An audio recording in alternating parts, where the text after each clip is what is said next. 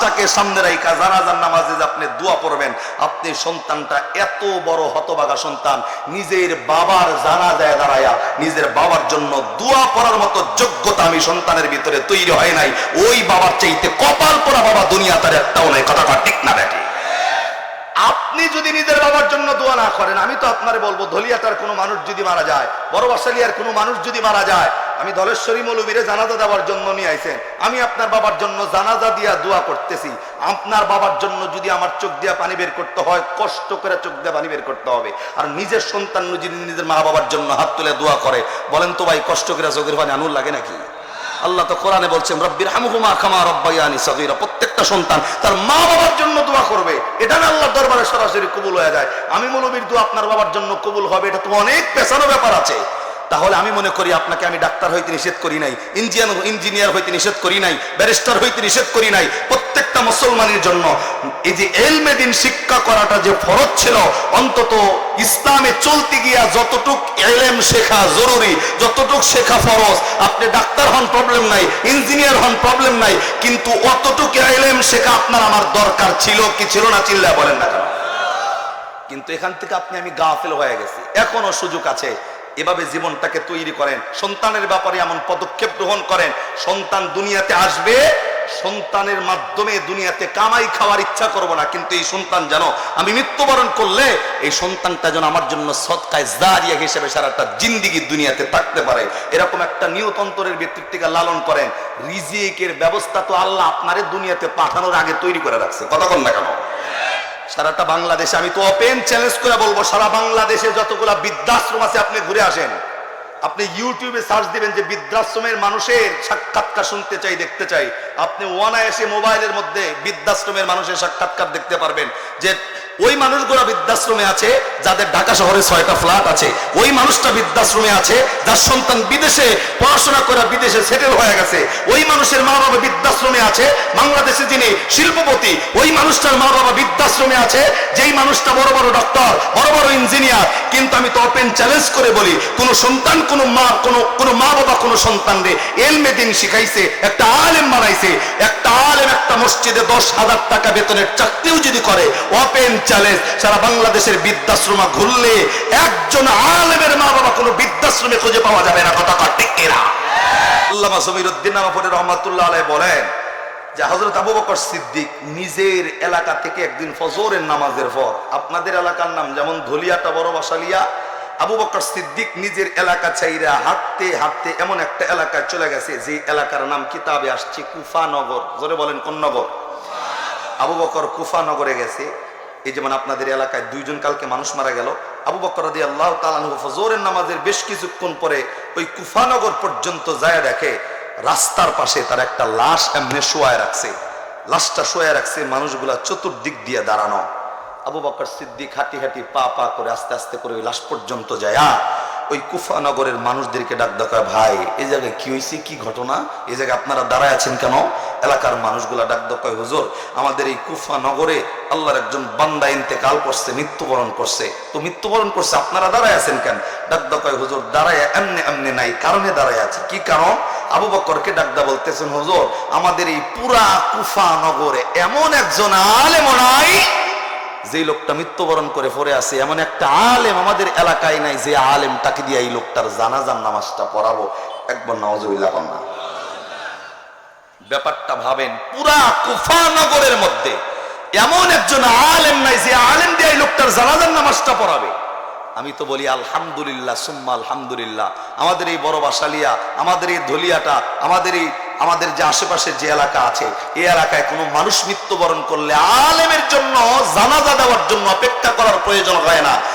আমাদের বাংলাদেশের ওলামায়ে কেরাম আকাবির আসলাফ যারা আছেন, তাদের মেহনতের বরকতের কারণে সারা বাংলাদেশে নুরানি মাদ্রাসা নামক যে মাদ্রাসাগুলো চালু হয়ে গেছে, এই নুরানি মাদ্রাসার ক্লাস 2 বিভাগের ছাত্র, ক্লাস 1 এর ছাত্রের ভিতরে উস্তাদরা এমন যোগ্যতা তৈরি করে দিয়েছেন, নিজের বাপ যদি মারা যায় আলেম ভাড়া করে জানাজা দেওয়ার প্রয়োজন হয় না। ক্লাস 2 বিভাগের ছাত্র নিজের মা বাবার জানাজা দ্বারা কমপ্লিট করার মতো যোগ্যতা ছাত্রদের ভিতরে তৈরি হয়ে গেছে। কথা ঠিক না বেটি? তার মানে আলেম ভাড়া করতে হবে কেন? আমি তো আপনারে বলবো, ভাই এখানে তো অনেক মানুষ বসে আছি, মা বাবারে কবরের ভিতরে ঢুকায় দিছি, কিন্তু আমি যদি আপনাকে হাত তুলতে বলি আপনার হাত উপরের দিকে উঠবে না কেন?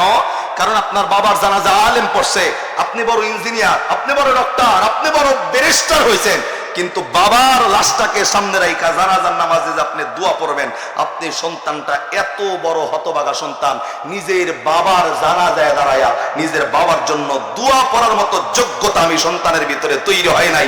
ওই বাবার চাইতে কপাল পোড়া বাবা দুনিয়া তার একটাও নাই। কথাটা ঠিক না বেটি? আপনি যদি নিজের বাবার জন্য দোয়া না করেন, আমি তো আপনারে বলবো, ধলিয়াটার কোনো মানুষ যদি মারা যায়, বড় বাসালিয়ার কোনো মানুষ যদি মারা যায়, আমি ধলেশ্বরী মৌলবীরে জানাজা দেওয়ার জন্য নিয়ে আইছেন, আমি আপনার বাবার জন্য জানাজা দিয়া দোয়া করতেছি। আপনার বাবার জন্য যদি আমার চোখ দিয়া পানি বের করতে হয়, কষ্ট করে চোখ দিয়া পানি বের করতে হবে। আর নিজের সন্তান যদি নিজের মা বাবার জন্য হাত তুলে দোয়া করে, বলেন তো ভাই, কষ্ট করে চোখের পানি আনুর লাগে নাকি? আল্লাহ তো কোরআনে বলছেন, রব্বির হামহুমা কামা রাব্বায়ানি সগীরা। প্রত্যেকটা সন্তান তার মা বাবার জন্য দোয়া করবে, এটা না আল্লাহর দরবারে সরাসরি কবুল হয়ে যায়। আমি মৌলবীর দোয়া আপনার বাবার জন্য কবুল হবে, এটা তো অনেক পেছানো ব্যাপার আছে। তাহলে আমি মনে করি আপনাকে আমি ডাক্তার হইতে নিষেধ করি নাই, ইঞ্জিনিয়ার হইতে নিষেধ করি নাই, ব্যারিস্টার হইতে নিষেধ করি নাই। প্রত্যেকটা মুসলমানের জন্য এই যে ইলমে দ্বীন শিক্ষা করাটা যে ফরজ ছিল, অন্তত ইসলামে চলতে গিয়া যতটুক ইলম শেখা জরুরি, যতটুক শেখা ফরজ, আপনি ডাক্তার হন প্রবলেম নাই, ইঞ্জিনিয়ার হন প্রবলেম নাই, কিন্তু অতটুক ইলম শেখা আপনার আমার দরকার ছিল কি ছিল না? চিল্লা বলেন না কেন?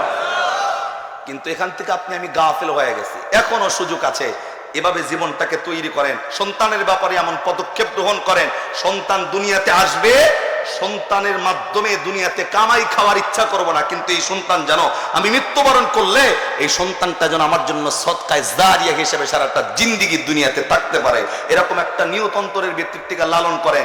রিজিকের ব্যবস্থা তো আল্লাহ আপনারে দুনিয়াতে পাঠানোর আগে তৈরি করে রাখছে। কথা বল না কেন? সারাটা বাংলাদেশে আমি তো ওপেন চ্যালেঞ্জ করে বলবো, সারা বাংলাদেশে যতগুলা বৃদ্ধাশ্রম আছে আপনি ঘুরে আসেন, আপনি ইউটিউবে সার্চ দিবেন যে বৃদ্ধাশ্রমের মানুষের সাক্ষাৎকার শুনতে চাই, দেখতে চাই, আপনি অনায়াসে মোবাইলের মধ্যে বৃদ্ধাশ্রমের মানুষের সাক্ষাৎকার দেখতে পারবেন। যে ওই মানুষগুলো বৃদ্ধাশ্রমে আছে যাদের ঢাকা শহরে 6টা ফ্ল্যাট আছে, ওই মানুষটা বৃদ্ধাশ্রমে আছে যার সন্তান বিদেশে পড়াশোনা করে বিদেশে সেটেল হয়ে গেছে, ওই মানুষের মা বাবা বৃদ্ধাশ্রমে আছে, বাংলাদেশে যিনি শিল্পপতি ওই মানুষটার মা বাবা বৃদ্ধাশ্রমে আছে, যেই মানুষটা বড় বড় ডক্টর, বড় বড় ইঞ্জিনিয়ার। কিন্তু আমি তো ওপেন চ্যালেঞ্জ করে বলি, কোন সন্তান কোন মা বাবা কোন সন্তান রে ইলমে দ্বীন শিখাইছে, একটা আলেম বানাইছে, একটা আলেম একটা মসজিদে 10,000 টাকা বেতনের চাকরিও যদি করে, ওপেন চ্যালেঞ্জ, সারা বাংলাদেশের বৃদ্ধাশ্রম ঘুরলে একজন আলেমের মা বাবা কোনো বৃদ্ধাশ্রমে খুঁজে পাওয়া যাবে না। কথা ঠিক কিনা? তো আপনি সন্তানের জন্য করলেন কি? বলে আপনি কি করলেন? আপনি তো সন্তানের আখের গোছাইতে গিয়ে নিজের আখের নষ্ট করে ফেলছেন। সন্তানটাকে এমন ভাবে তৈরি করেন, সন্তানের মাধ্যমে যেন কিয়ামতের ময়দানে আল্লাহ নূরের মুকুট মাথার মধ্যে পরায় দেয়। দুনিয়ার ক্ষমতা দুনিয়া শেষ হয়ে যাওয়ার সাথে সাথে শেষ হয়ে যাবে, কিন্তু একমাত্র সুপ্রিম পাওয়ার আল্লাহ মৃত্যুর পরে তাদেরকেই দিবে যারা ইলম হাসিল করে দুনিয়ার জমিনে আলেম হয়েছে। সুপ্রিম পাওয়ার যদি আল্লাহ মৃত্যুবরণ করার পর কাউরে দেয়, তারা হচ্ছে আলেম এবং ওলামা। কথা ঠিক না বেঠি? তাহলে মূল কথা, ইলমে দ্বীন শিক্ষা করার প্রত্যেকটা মুসলমান নরনারীর জন্য ফরজ করছে কেডা?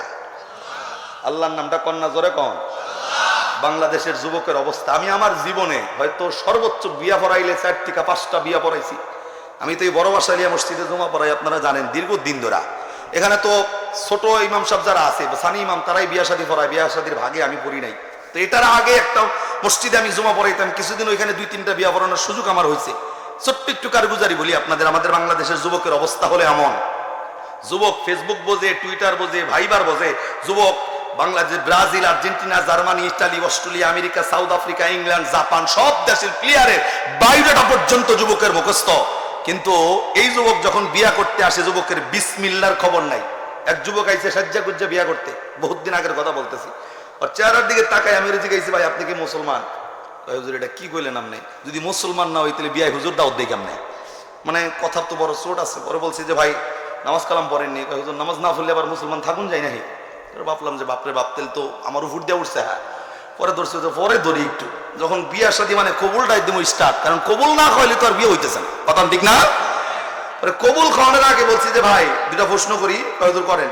আমি কইছি ভাই নামাজ কালামের কথাও জিগাই মোনা, আপনি কোরআন শরীফ পড়তে জানেন না, না জানেন এটাও জিগামো না, খালি আমি আপনার এতটুক জিগাইতে চাই, আপনি কি কালেমা জানেননি? ওই হুজুর এটা আবার কি কইলেন, কালেমা না জানলে আবার মুসলমান হইছি? আমনে কথা কইলে তাহলে আমি কি কমু? আল্লাহু আকবার কন্যা আবার হুজুর কালেমা না জানলে আবার মুসলমান হইছি নি? পরে কইলাম যে বাপরে বাপ। পরে কইছি যে ভাই খালি বিয়া পড়ানোর আগে আপনি খালি একবার আমার কালেমাটা শোনান। যখনই কইছে কালেমা শোনান, যেই বেটা বিয়া করতে যায় হের লগে কিছু বরযাত্রী যায়, বন্ধু বান্ধব যায়, আমাদের ওই দিকের ভাষায় তাদেরকে কোলদারা বলে। কথা ঠিক আছে নি? বাংলাদেশের সব জায়গায় আবার কোলদারা চেনে না, এক এক জায়গার এক এক ভাব। কথা ঠিক না? যেমন এই বগুড়ার ওই দিকে আমাদের বাংলাদেশে যেই মুরগির নিচে ডিম দেয় এই মুরগির নাম হইলো কুইসা মুরগি। কথা ঠিক আছে?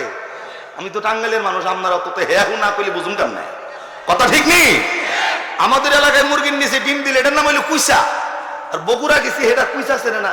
আমি বললাম যে ভাই যেই মুরগির নিচে ডিম দেয় মুরগির নাম কি? হুজুর ওটা তো বাইতা মুরগি, বাইতা। পরে বললাম যে বাপরে বাপ, ঠিক আছে বাইতাই মাইনা নিলাম। গেছি গোপালগঞ্জ, এরা বাইতাও চেনে না কুইসাও চেনে না, অনুপায় কি? আমি বললাম যে ভাই যেই মুরগির নিচে ডিম দিয়া বাচ্চা তোলে এটার নাম কি? হুজুর ওটার নাম তো ওমা মুরগি। ওমা? এরকম ওমা কি? মুরগির ওম দেয় লেগে ওমা হয়েছে। তো এক এক জায়গার এক এক ভাষা। তো যেহেতু কোলদারার লাগে মিলছে, দিল দেন। ওই কোলদারা কিছু আছে, আমি যখন জিজ্ঞাসি ভাই এইটু কালেমাটা আমারে শোনান, এবার আমার মিহি না আছে কোলদারা মিহান নেচাই রয়েছে, কোলদারা আমার মিশাই রয়েছে, মানে হে রয়েছে কোলদারা মিশায়, কোলদারা আমার মিশাই রয়েছে, আমি হের মিশাই রয়েছি। নজর খালি এমনি ঘুরতেছে চতুর্দিকে, কি রে ভাই কালেমা কন না দেখি। এখন ওই লোকটা ডাক দেয়, মানে যে বেড়া বিয়ে করতে গেছে হুজুর কালেমা কম মুখ এমনি ফেয়ারে আহে কিন্তু মুডে আয় না, ফের দিয়ে ঘুরতেছে কালেমা আমার মুখে উচ্চারণ হতেছে না। এখন কোলদারা যেটা আছে এবার ডাক দেয়, তুই ইজ্জত মারলি হুজুরের সামনে, এত বড় বড় কথা কয়ে এবার কালেমা করতে না পারলে ইজ্জত থাকেনি। এখন ও ভারে কিনা তাও মনে হয় কে জানে, কারণ ওর লোকে যারা গেছে হেরাও তুই একই কায়দা। আরে কথা কন না কেন হুজুর? আমার একটু আগে একটু আমাদের আজকে সভাপতি হুজুর কিন্তু ইয়া আইয়ুহাল্লাযীনা আমানুত্তাকুল্লাহ ওয়া কুনু মাআস সাদিকিন, ওই মানুষ তো ওই মানুষের সাথে থাকে যার মন যেমন ওই মানুষটা ঘরে ওই মানুষের লগে। কথা কন ঠিক না? যাদের দিল ইসলাম ওয়ালা তারা উলামায়ে কেরামের সাথে আছে, আর যাদের মন চায় যে বিড়ি খায় গাঞ্জা খায় তারা তো আলেম ওলামার সাথে থাকবে না, তারা খালি গাঞ্জাখোর কোন জায়গায় আছে এগুলা তালাশ করে। কথা কন ঠিক না? তো মূল কথা হলো, এখন আমি যখনই জিগাইছি কালেমা, এই বেটা তো কালেমা কয় না, এখন কয় যে হুজুর পেট দিয়ে ঘুরতেছে মুখে আহে না। এখন ওই কোলদারা ডাক দকায় তুই ইজ্জতটা খাইলি, কইলাম যে ভাই এ তো কালেমাই জানে না, হের বিয়া পড়াবো কেমনে? পরে ওই কোলদারা বাঁচাবার জন্য হেরে ডাক দকায়, বেড়া তুই কি ফকিরের দোয়াটাও পারস না? নজবিল্লা কন না। এখন ফকিরের দোয়া আপনারাও হয়তো বুঝতেছেন না, আমিও বুঝি নাই। আজ থেকে 10-15 বছর আগের ইতিহাস। আগের দিনের ফকির যদি কোনো বাড়িতে ভিক্ষা করতে আইতো, সালাম একটা দিয়া ভিক্ষা চাইছে, লা ইলাহা ইল্লাল্লাহ মুহাম্মাদুর রাসূলুল্লাহ, মাগো কিছু ভিক্ষা দিয়ে। কথা কয় না? এমনকি এখনকার ফকির তার ওইভাবে টাকা চায় না, এরা এমন ভাবে টাকা চায় মানে 50,000 টাকা অগ্রিম কর্জ দিয়ে দিয়েছে আগে। কথা কন ঠিক নেই? তো যখন আমারে কইছে যে হুজুর ও ডাক ডাকা বেটা ফকিরের দোয়াটাও পারো না, ফকিরের দোয়াটাও পারি, কই তো কালেমা শুনায় দে হুজুর রে। তখন ওই বেটার ফকিরের দোয়ার কথা মনে হয় আমার, কয় হুজুর লা ইলাহা ইল্লাল্লাহ মুহাম্মাদুর রাসূলুল্লাহ। পরে আমি ওরে কইলাম, বেটা তোর যদি ফকিরের দোয়া মনে হয় কালেমা মনে হয়, তোর বিয়া কইরাই কি আর না কইরাই কি? আরে কথা বল না কেন? তো বিসমিল্লাহ জানে না, আমার ফোলা বলবো কেমনে? কথা কয় না ভাই। অবস্থান পরিবর্তন যতদিন পর্যন্ত না ঘটাবেন ততদিন পর্যন্ত দুনিয়াতে ভালো কিছুর আশা করা যায়। আইসি তো মাত্র কয়েকদিনের লিগা, এই কয়েকটা দিন আল্লাহ আপনারে আমারে পাঠাইছে পরীক্ষা করার জন্য, এলেম শেখার জন্য, পরবর্তী জিন্দেগি সাজানোর জন্য। আপনি তো দুনিয়াতে আইসা নেইমার আর মেসি ছাড়া আর কিচ্ছু চিনলেন না, আপনি তো এক লাইন কোরআনও পড়তে জানেন না, আপনি মাস্টার ডিগ্রি কমপ্লিট করে বই রয়েছেন, ওই মাস্টার ডিগ্রি মরার পরে কে দাম দিব আপনারে? আরে কথা বল না কেন? মাস্টার ডিগ্রি করেন প্রবলেম নাই, আমি তো অনার্স কমপ্লিট করছি, মাস্টার ডাবল করছি, কিন্তু আমার ভিতরে আল্লাহর কোরআন আছে, আমি তো মালিকের কাছে প্রাউড ফিল করি, আল্লাহর কোরআনের জন্য আল্লাহ আমার আগে কবুল করছে। আরে কথা বল না কেন? তাহলে বলেন ইলমে দিন শিক্ষা করার দরকার আসেনি? জোরে বলেন আছে না নাই? আবু বকর সিদ্দিকরে ডাক দকায়, হুজুর পুরা এলাকার মধ্যে একটা আলেম নাই যে আলেম দিয়ে লোকটার জানাজা পড়াবো। আবু বকর ডাক দকায়, বেটা আলেম যদি না থাকে টেনশনের কারণ নাই, আমি আবু বকর যেহেতু হাজির হয়ে গেছি, আমি তোমাদেরকে ওয়াদা দিয়া জানায় দিলাম, আমি প্রমিস করতেছি এই লোকটা যদি মুসলমান হয় আমি নিজে এই লোকটার জানাজা পড়বো, আমি নিজে এই লোকটাকে কবরের মধ্যে নামাবো। এবার একবার সুবহানাল্লাহ লইব। শুধু এতটুক বোঝেন, যেই লোকটার জানাজা পড়ার মতো আলেম খুঁজে পাওয়া যায় না, অথচ এই মুহূর্তে এমন একটা আলেম তার জানাজা পড়ার দায়িত্ব নিছে যে আমার নবীর পরে তার চাইতে বড় আলেম আর পৃথিবীর জমিনে একটাও। তার মানে এই বান্দার জন্য যে আবু বকর নিযুক্ত হয়েছে এমনি এমনি নয়। আমি সূরা জুমার 24 পারা 3 পৃষ্ঠা 9 নম্বর লাইনের 53 নম্বর আয়াতের যে একটা মেসেজ আপনাদেরকে বলছি, অবশ্যই এই আয়াতের মেসেজ ভিতরে থাকার কারণে ওই বান্দারে কবুল করছে কে? আরো জোরে বলেন। আমার ভাইরা, আমার বন্ধুগণ, হযরত আবু বকর রাদিয়াল্লাহু তাআলা আনহু আস্তে করে কুফা নগরীর মানুষদেরকে ডাকতে বললেন, মানুষ রে, এই লোকটার জানাজার জন্য টেনশনের কারণ নাই, এই লোকটাকে জানাজা দেওয়ার জন্য আর আলেম খোঁজা লাগবে না। আমি আবু বকর যেহেতু হাজির হইয়া গেছি, আমি নিজে এই লোকটার জানাজার নামাজ পড়ব, আমি নিজে এই লোকটাকে কবরের মধ্যে নামাবো। রে বন্ধু, আবু বকরের কথা শুই না মানুষগুলা আস্তে করে ডাকতো, কয় হুজুর আপনি যদি জানাজার নামাজ পড়েন আমাদের তো কোনো অসুবিধা নাই। আবু বকর ডাকতো, কয় লোকটা জানাজার জন্য মাঠ তৈরি করে দাও। এর বন্ধু, লোকটাকে সুন্দর করে জানাজার জন্য মাঠ তৈরি করা হলো। আপনাদের এই এলাকায় গতকালকে যে মানুষটা মৃত্যুবরণ করছে, আমি শুনছি এই মাঠের মধ্যে তার জানাজা হয়েছে। এই মাঠের মধ্যেই আনাচে কানাচে মানুষগুলা পরিপূর্ণ হয়ে গেছে। এর বন্ধু, দুনিয়াতে ভালো আমল, ভালো জিন্দেগি কোন মানুষ গঠন করলে শেষ বেলায় ওই বান্দার জন্য রহমত নাজিল করে কে? আমার ভাইরা, আবু বকর সিদ্দিক রাদিয়াল্লাহু তাআলা আনহু, এরা বন্ধু ওই লোকটা কি জানাজার নামাজের জন্য যখন রেডি করতে বলছে, মানুষগুলা তার লাশটাকে সুন্দর করে জানাজার জায়গায় দাঁড় করায় দিয়েছেন।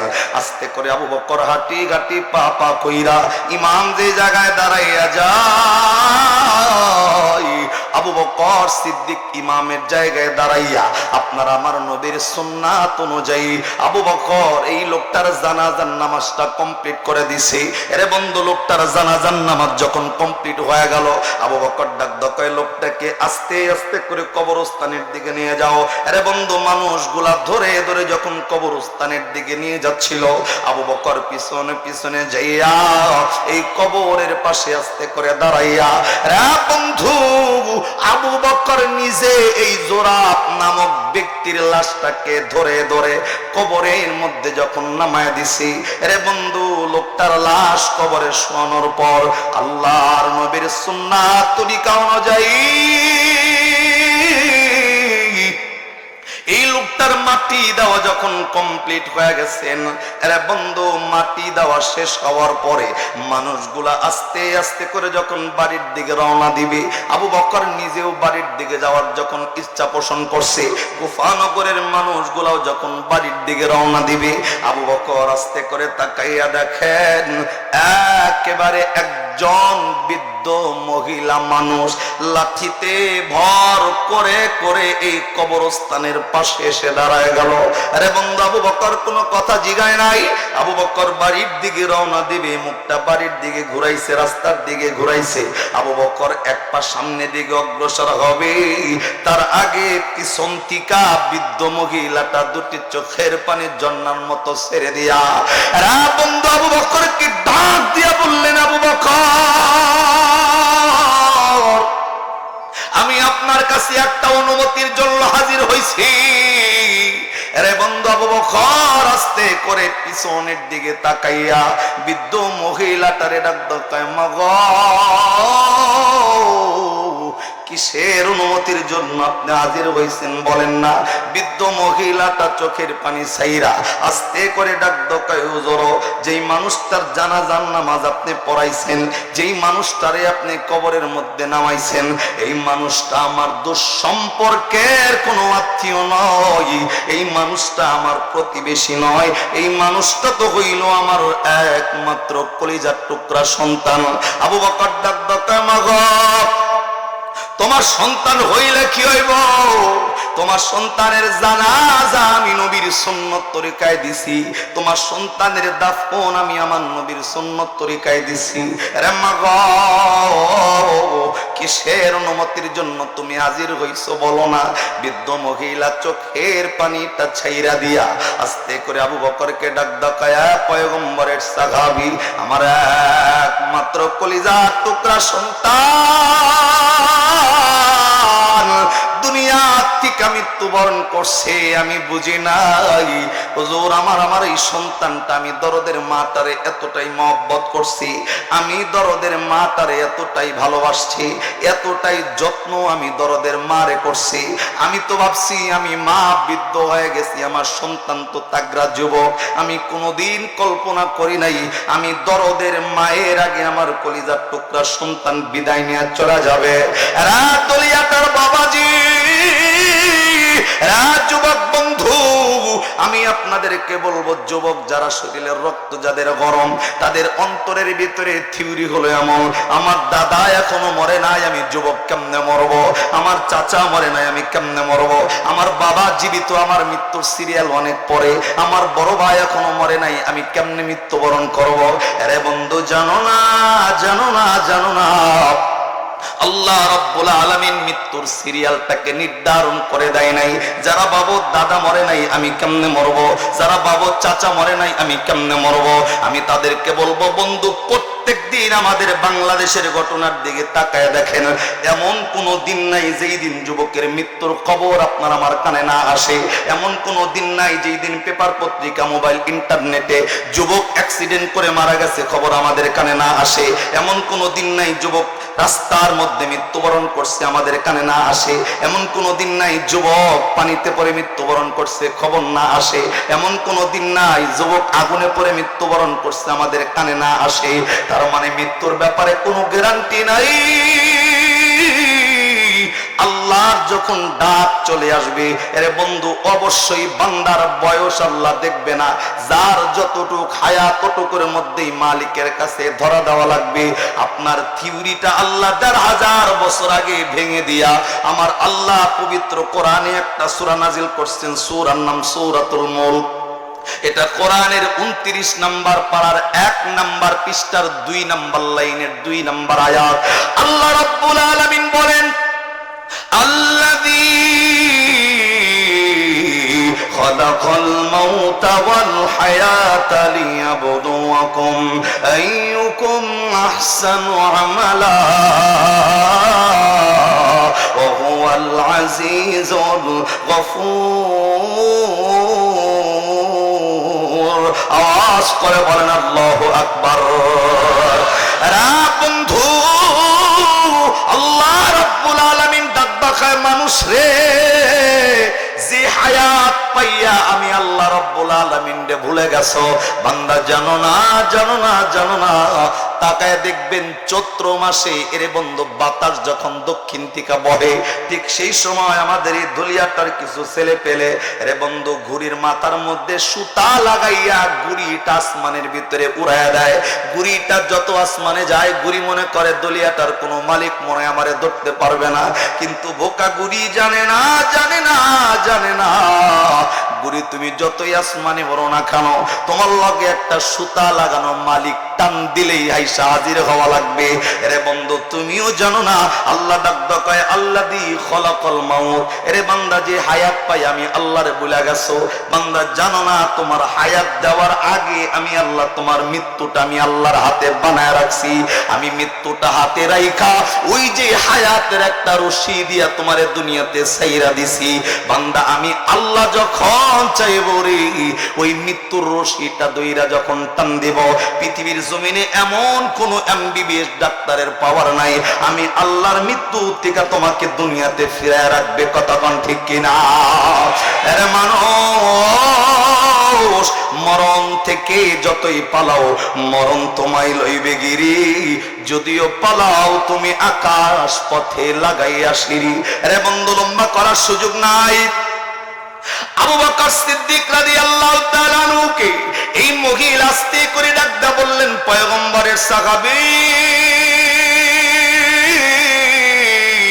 আমার কলিজার টুকরা সন্তানের যখন ইন্তেকাল হয়ে গেছে, আমি বুঝি নাই আমার সন্তান দুনিয়ার থেকে আমি মায়ের আগে বিদায় নেবে।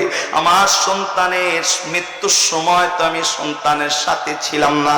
কে যেন দৌড়াইয়ে আমার কানে আইসা খবরটা পৌঁছাইলো, এরে মা, জাননি তোমার কলিজার টুকরা একমাত্র সন্তান জোরাপ্ত দুনিয়ার থেকে ইন্তেকাল করছে। দরদের মা আবু বকরকে ডাক দাও, কয় জোরাও, আমার আমার কানে কানে আইসা আমার সন্তানের মৃত্যুর খবর যখন আমারে শোনাইছে, আমি আর নিজেরে কন্ট্রোল করতে পারি না। সন্তানের মৃত্যুটা কলিজার ভিতরে এমন ভাবে আমার হিট লাগছে, আমি আমার নিজেরে কন্ট্রোলে রাখতে পারি নাই। সাথে সাথে আমি সেন্সলেস হইয়া জমিনের মধ্যে পড়ে গেছি। রাত দলিয়াটার ভাইরা,